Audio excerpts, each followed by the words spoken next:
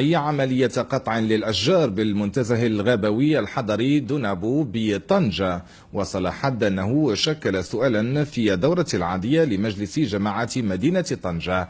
فتحنا الملف وسألنا كل الأطراف لننقل كل ذلك في هذا التحقيق الذي أنجزه محمد ريشي وفريد غيتو. أشجار تقتلع وأخرى تشذب هنا بمنتزه دونابو بطنجة. منتزه دونابو شكل افتتاحية الدورة العادية لمجلس جماعة طنجة الخميس الماضي.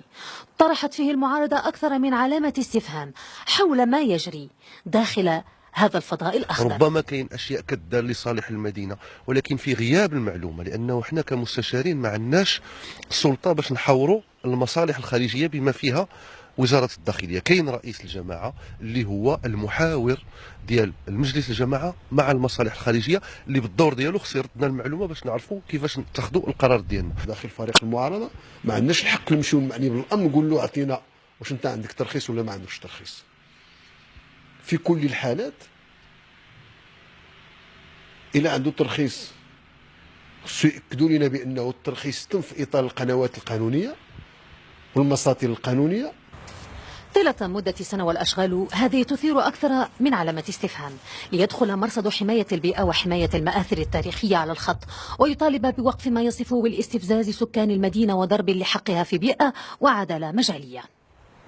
عملية ديال الشتات وتشييج ديال المنطقة هي عملية شبه سرية وغير خاضعة للضوابط القانونية المعمول بها من خلال العملية ديال التشييج وديال عدم التشهير ديال والإعلان ديال لا عن طبيعة المشروع ولا صاحبه ولا الأهداف منه.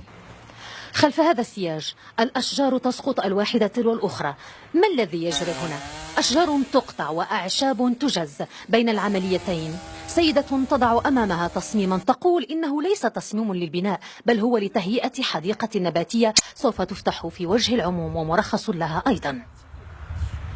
مع الأسف هذا المنتزه ما معروفش في هذه المدينة، وباش نحافظوا عليه بصفة منظمة الفكرة ديال حديقة نباتية هي الحل الواحد باش نحافظوا عليه. فإذا أنا عندي الرخص باش لقطع الشجر، عندي رخصة كذلك عطاتها لي الجماعة الحضرية البلدية باش نزربوا، حيت عندنا كذلك مشكل ديال الحلوف الغابه موجود في هذه المنطقه. الاشجار اللي مريضه واللي تقدر تنشر ديك المرض اللي فيها، راح ورينا لكم واحد النوع من الدود وقطعنا شجر اللي ميت اللي ضروري من القطع خطر. الى جاو ناس يزوروا هذه المنطقه الله يحفظ طاحت عليهم الشجره غادي نوقعوا في واحد الإشكالية صعيبة.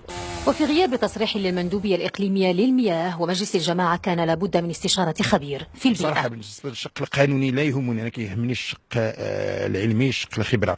ولكن بطبيعة الحال هناك مرسوم ديال 2017 ديال أكتوبر 2017 الإخوان ديال ربما المياه والغابات هم اللي مسؤولين على ما يسمى ب إذا بانت لهم أنه ضروري خصو القطع كيقطعوا، دونك هما اللي مسؤولين على هذا الجانب ديال تهيئة المجال الغابوي. قضية دونابو تداولت مواقع التواصل الاجتماعي، وصلت حد التوقيع على عارضة من لدن الغيوم